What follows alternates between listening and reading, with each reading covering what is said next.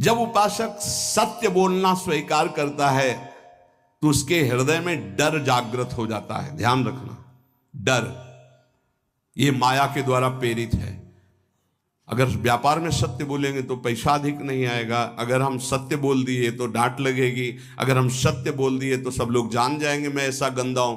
सच्ची मानिए, सत्य बोलने का नियम ले लीजिए, आप निष्पाप हो जाएंगे, आप महात्मा बन जाएंगे अंदर से, कोई भी पापाचरण आपके जीवन में नहीं रह जाएगा। भगवान का नाम सत्य है, उस नाम को चलाने के लिए झूठ बोलने वाला नाम को कैसे चला सकता है?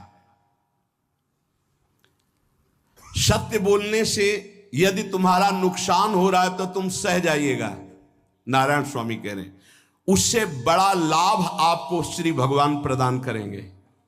आप सत्य बोलिए। आजकल भगवान पर विश्वास नहीं, इसलिए झूठ पर विश्वास है। कलयुग की ऐसी प्रेरणा है कि सब झूठ बोलने लगे हैं, कोई डरता ही नहीं झूठ बोलने में, पूरा का पूरा।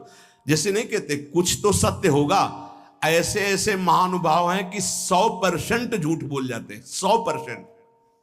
धन्य है मोबाइल जो झूठ बुलाने में बहुत प्रवीण है, बहुत प्रवीण है। अरे भाई हम नहीं मिल सकते, आज हमारा मन नहीं है, खत्म खेल हो गया, सत्य बात है, नहीं मिल सकते आपसे, मत उठाओ फोन।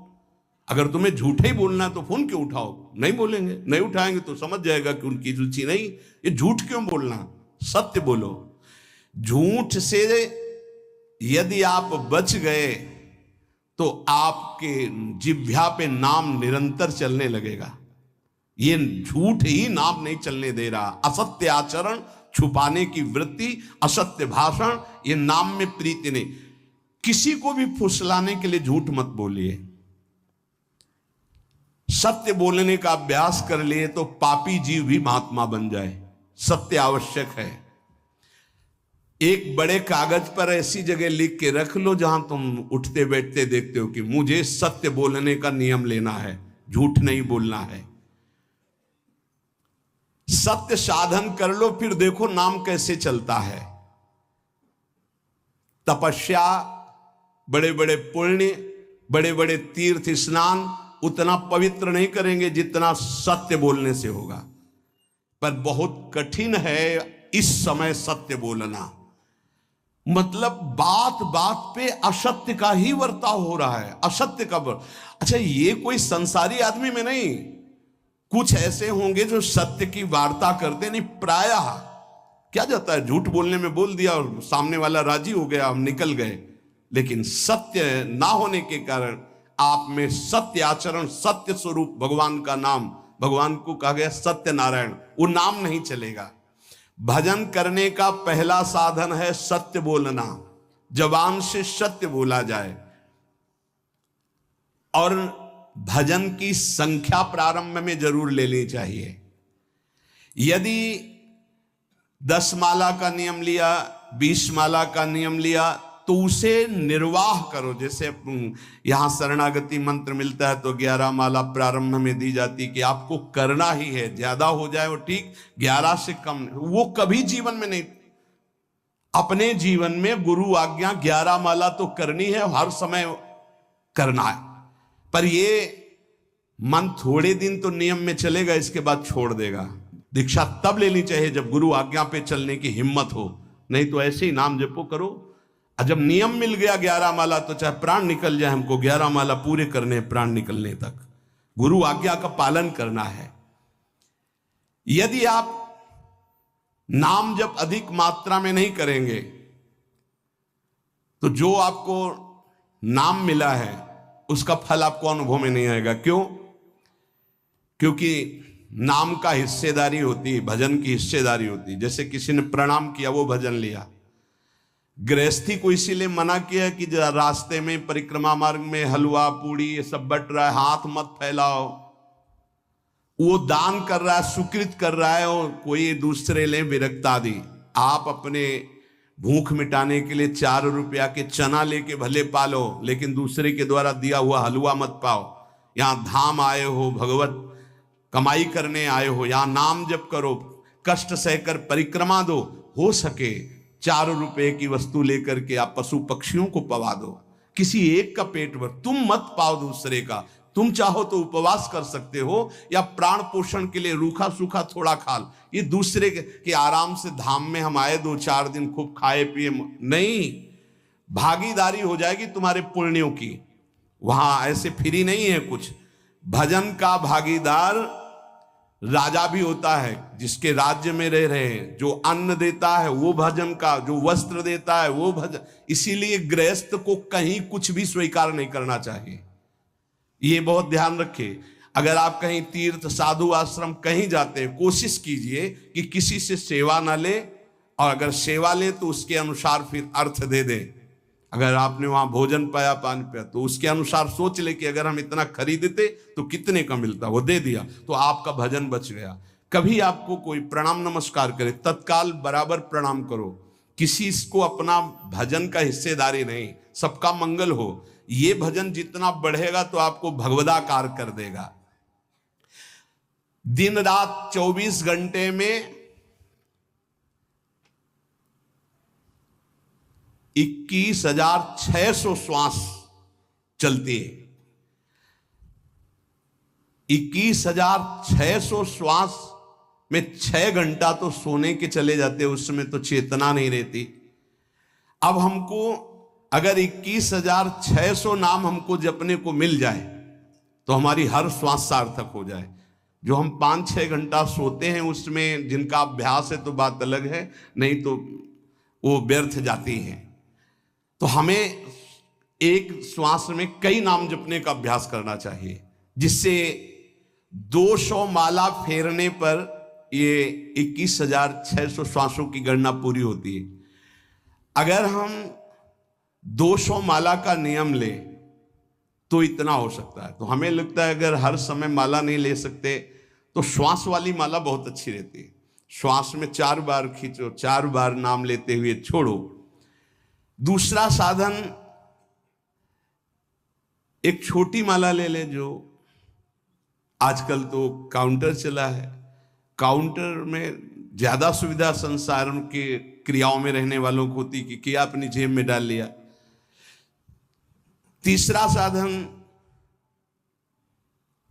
वो बहुत कठिन है, मन की वृत्ति से नाम जप करना। माला, श्वास और मन की वृत्ति, उसमें श्वास की भी गणना का ध्यान नहीं रहता, उसमें केवल चिंतन होता है, चल रहा है। पर ये आखिरी स्थिति होती, इसी के बाद वो परिपक्व अवस्था होता है। जिह्वा से धीरे धीरे नाम उच्चारण करते हुए ये पहला अभ्यास है। प्रारंभिक को एकदम मानसिक में नहीं पहुंचने की चेष्टा करनी चाहिए, 2-4 नाम के बाद मन प्रपंच में फंसा देगा। दूसरा अभ्यास कंठ से में, जैसे हम जिह्वा से राधा वल्लभ सिंह, राधा वल्लभ सिंह, राधा वल्लभ सिंह, इसे वाचिक जप कहते हैं। मंत्र नहीं होगा, ऐसे नाम होगा। फिर उपांश ऐसे, फिर कंठ से चलता है, फिर हृदय से चलने लगता है, फिर नाभि से चलता है। जिसका नाभि से चलने लगता है उसका परावाणी के द्वारा भजन, वो सिद्ध पुरुष कहा जाता है।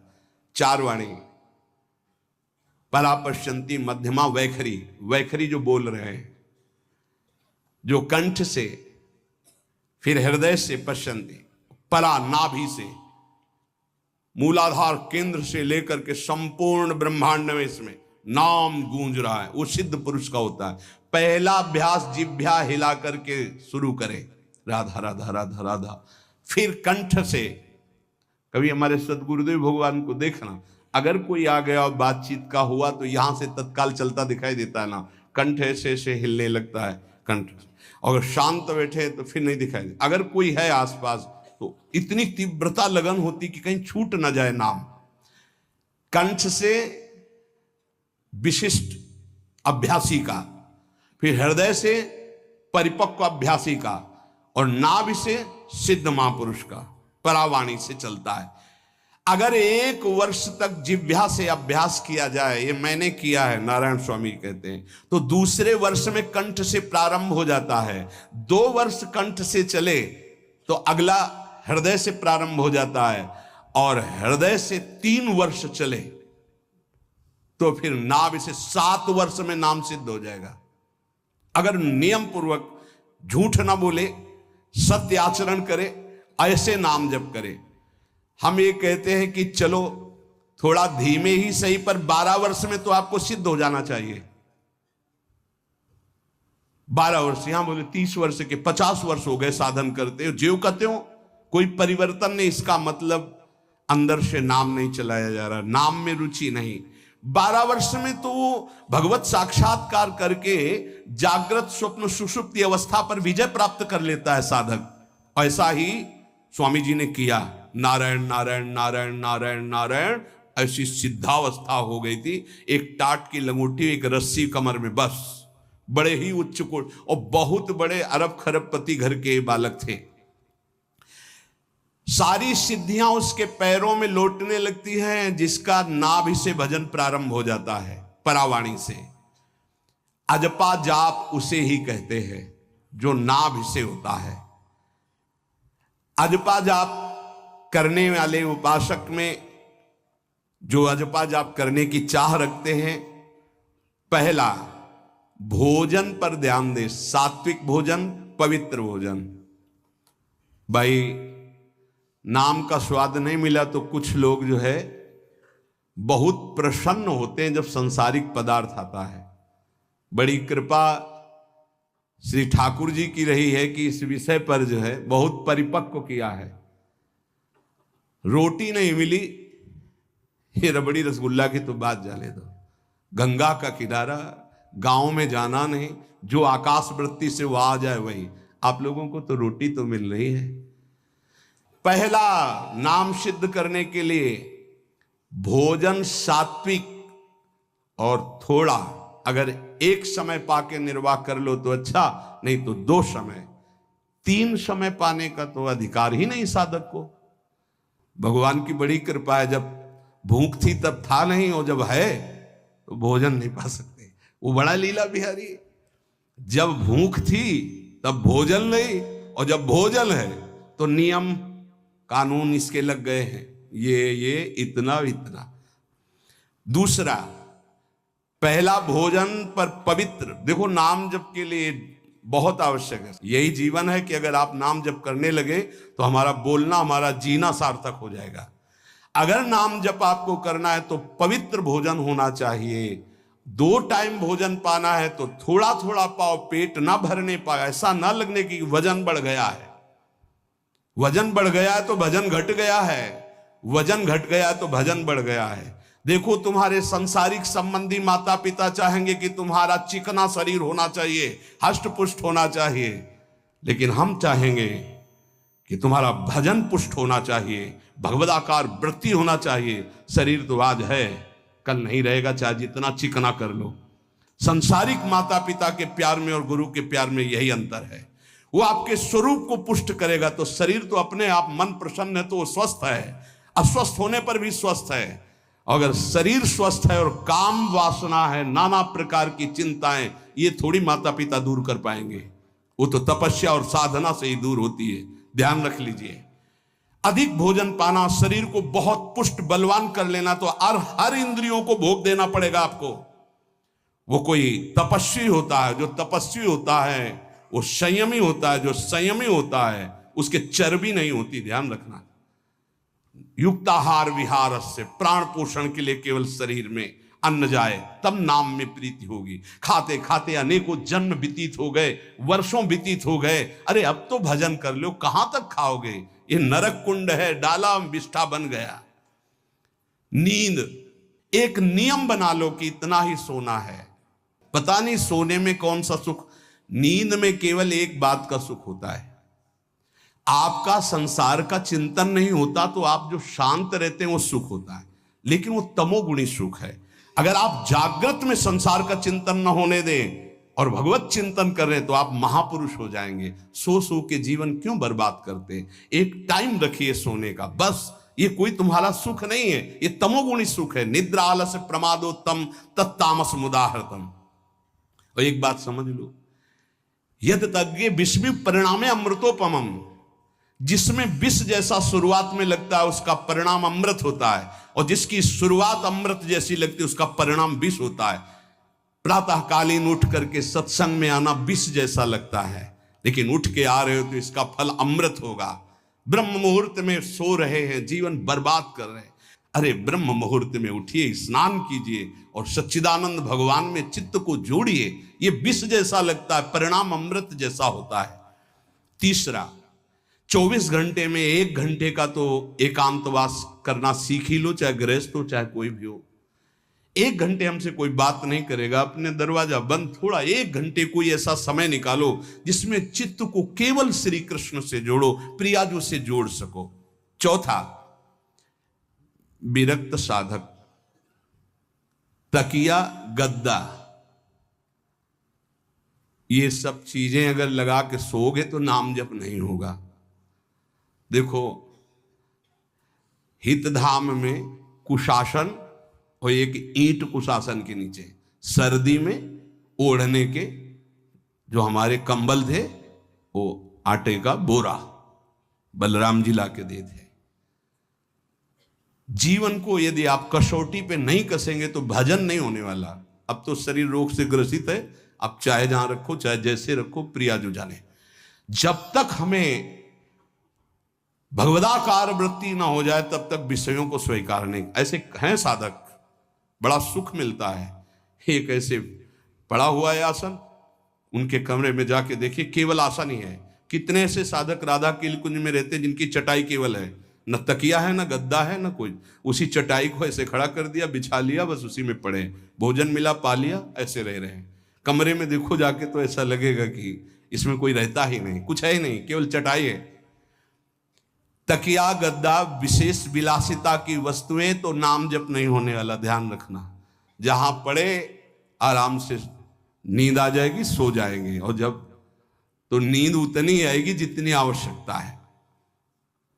भजन का खजाना तिजोरी में रखें, कभी किसी से बताएं नहीं कि आपका भजन कितने माला कितना होता है।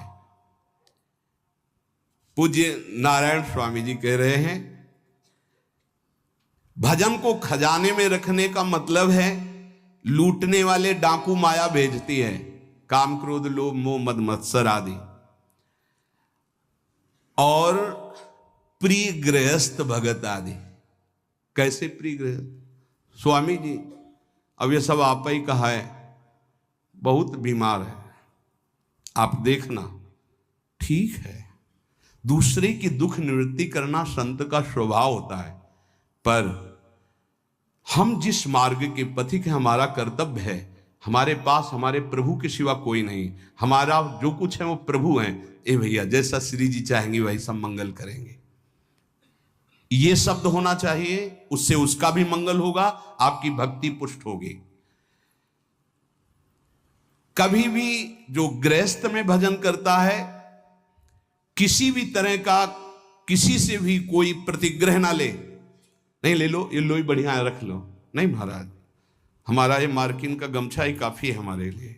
नहीं नहीं नहीं, ये प्रसाद पाल, हाँ इतना किनका दे दीजिए, भगवत प्रसाद है, ये हमारे लिए पर्याप्त। गृहस्थी में अगर आप भजन करते हैं तो अपने भजन को बचाने के लिए किसी से भी दान पुण्य, किसी का भी बट रहा है वो स्वीकार न करें। किसी से प्रणाम नमस्कार, किसी से अपनी सुविधा सेवा स्वीकार न करें। और जो विरक्त है उसको ध्यान रखना चाहिए कि हमारा जीवन केवल जगत मंगल के लिए विश्वेश्वर भगवान को समर्पित जीवन है। ना हम किसी को शाप दे सकते हैं, ना किसी को वरदान दे सकते हैं। सेवक स्वामी की इच्छा को देखता है, ऐसा ऐसा, हाँ प्रियाजू की जैसी इच्छा होगी वैसा। नहीं, आप ऐसा नहीं, प्रियाजू का बस जबान से कभी ना किसी के प्रति शाप का, और ना हरिराम व्यास जी ने कहा है कि शाप और वरदान हमारे स्वामी की, तो हमें हर बार में यही बोलना है, जैसी प्रियाजू की इच्छा, जैसी श्यामाजू की इच्छा। नहीं, आप कुछ कह दीजिए तो राधा राधा राधा, नहीं कैसे मंगल होगा, आशीर्वाद दीजिए राधा राधा राधा, बहुत संभाल के। महात्माओं को इस बात में सावधान रखना चाहिए कि ये माया ममता का रूप धारण करके तुम्हारी तिजोरी को खाली कर देगी।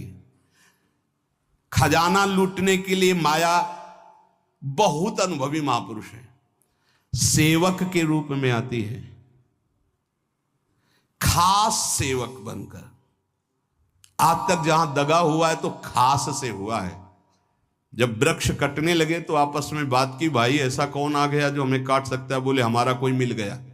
तो कुल्हाड़ में जो बेंट है ना, बोले मिल गया कोई हमारा। खास बन करके आती है माया, सेवक सेविका रूप लेके। बहुत अनुभव की बात महापुरुषों की, मान लीजिए विरक्त जनों के लिए खास बात है। सेवक सेविका रूप रख करके माया आएगी। इसके बाद अगर आपने स्वीकार किया, फिर तुम सेवक होगे, वो स्वामी होगी। समझ रहे हो? बहुत अंदर से इस बात को समझ लीजिए। अगर आपको भगवत प्राप्ति करनी है तो जब तक शरीर में श्वास रहे, सेवा मत स्वीकार करना किसी की। कपड़ा धुलाना, खाना पीना, भीख मांग के खाओ, भिक्षा अन्न, या आकाशवृत्ति से जियो। जैसे मना, ना कपड़ा धो पाओ तो उतने पहनो जितना धो पाओ। किसी को अपनी सेवा में प्रवेश मत होने दो। अपने शरीर की सेवा, अपने जीवन की सेवा जब तक श्वास है तब तक स्वयं करो, नहीं तो तब लग जोगी जगत गुरु, जब लग रहे निराश, जब आशा मन में भई, जब गुरु और जोगी दास। इसलिए होश में परमार्थ के पथिक को कभी किसी की सेवा नहीं लेनी चाहिए, कभी किसी को सेवक नहीं बनाना चाहिए। भगवत भाव से नेकी कर दरिया में डाल, उपदेश दे दिया, चल अपने मार्ग में। जीवन की ये बात हमारी अनुभव की मान लीजिए। अगर निर्विघ्न पंथ निर्वाह करना है तो कभी किसी को यहां सेवक न बनाया जाए। सेवक सेविका के रूप में स्वीकार करने वाले साधु का हृदय आग की तरह जलने लगता है। जो जिंदगी भर निश्चिंत और निर्भय रहा, उसे भयभीत और चिंता युक्त होना पड़ता है। अपने भजन को खास तिजोरी में रखे, अपने में जो सिद्धियां जागृत हो भी प्रकट ना होने दे, उनका कभी प्रयोग ना करे। एक एक शब्द पर ध्यान देना। उसी को भगवत प्राप्ति होती है जो अपनी सिद्धि को प्रकाशित नहीं करता। ये माया त्रिशंकु की तरह लटका देती है, न स्वर्ग में न भूमि में। देखो सेवक जी महाराज कहते, ऐसे न वैसे रहे मजरेढ़ो पाछलियो जो करी निर्भाषित, न परमार्थ के न व्यवहार के। ये गांठ बांध लो, हाथ जोड़ के कह रहा हूं, सेवा के भाव से प्रवेश करती है और स्वामी भाव को रौंद करके सेवक बना लेती है। फिर जैसा चाहती वैसा नाच नचाती है, कोई भी हो। इसलिए होश में, यदि भगवत मार्ग में चले हो तो कष्ट सहो, शरीर की स्वयं सेवा करो। सौभाग्य मत मनाओ कि कोई तुम्हारी सेवा कर रहा है, दुर्भाग्य है जो तुम सेवा ले रहे हो। हाँ, अब शरीर इस काबिल नहीं तो श्री जी जैसा जाने वैसा। जब तक पानी उठा के पीने लायक हो तो किसी से पानी मत मांगना, किसी को अपना मत बना लेना। जब तक भगवत साक्षात्कार ना हो, किसी को शिष्यत्व में मत स्वीकार कर लेना, नहीं तो बात समझ लेना, आगे खुद आपको समझ में आ जाएगा। किसी भी तरह से अपनी तिजोरी को ना खुलने देना तो भगवत साक्षात्कार हो जाएगा।